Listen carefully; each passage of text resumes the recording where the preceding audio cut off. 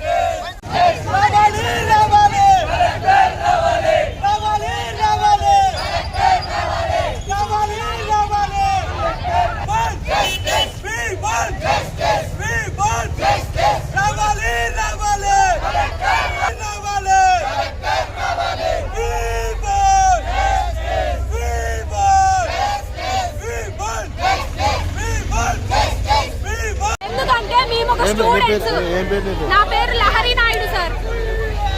మేము నమ్మి ఇక్కడికి వచ్చినప్పుడు, మా పేరెంట్స్ నమ్మి ఇక్కడికి పంపించినప్పుడు మమ్మల్ని ఎలా చూసుకోవాలి? మరి ఏదన్నా అడిగితే ఉన్నాయి అంటారు. మాకు ఏమీ లేవు సార్, ఏమీ లేవు.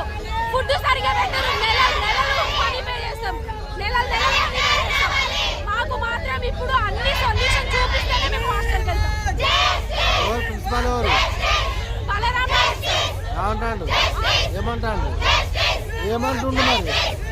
సార్ అని చేస్తాం అని 3 years నుంచి వెయిట్ చేస్తున్నాం. ఒక్కటి కూడా వేయలేదు.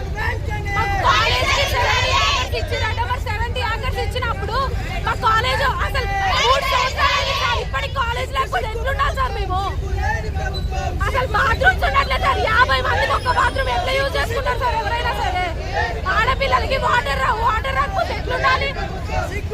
మీరేమైనా ఏంటి సార్? నాకు సొల్యూషన్ చూపిస్తేనే మేము కాలేజ్కి వెళ్తాం.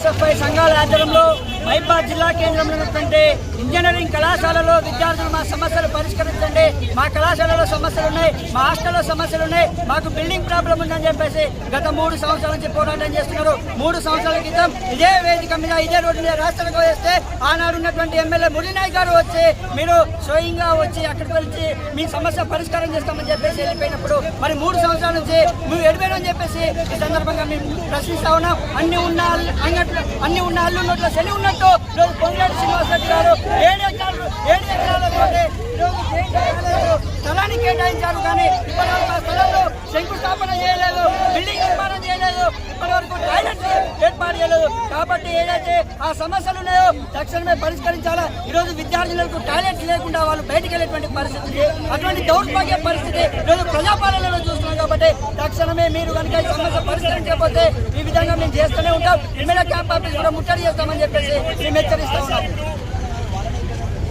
స్థానికంగా ఉన్నటువంటి JNTU కళాశాలలో విద్యార్థులు ఈరోజు సమస్యలతో సతమతం అవుతున్నటువంటి పరిస్థితి మనం చూస్తా ఉన్నాం. మా సమస్యలు పరిష్కరించండి అని గత 3 సంవత్సరాలుగా అనేకటువంటి ఉద్యమాలు చేస్తున్నా ఈ ప్రభుత్వం పట్టించుకోవడం లేదు. ఈరోజు వందలాది మంది విద్యార్థులు మా సమస్యలు పరిష్కరించండి అయ్యా ఈరోజు రోడ్డుకెక్కినటువంటి పరిస్థితి చూస్తా ఉన్నాం.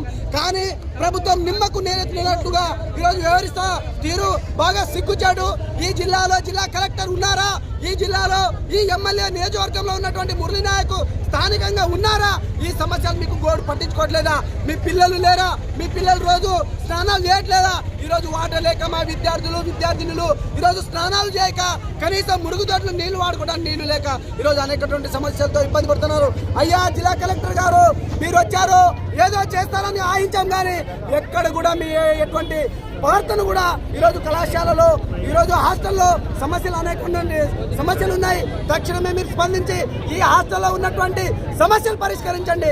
ఈ కళాశాలలో ఉన్నటువంటి విద్యార్థుల సమస్యలు పరిష్కరించండి. ఈరోజు డిఎస్ఎఫ్ఐగా మేము డిమాండ్ చేస్తా ఉన్నాం. ఈరోజు విద్యార్థి సంఘ ఆధ్వర్యంలో కోర్టు సెంటర్లో భారీ ఎత్తున విద్యార్థుల ముందు రాస్తారోకో చేయడం జరిగింది.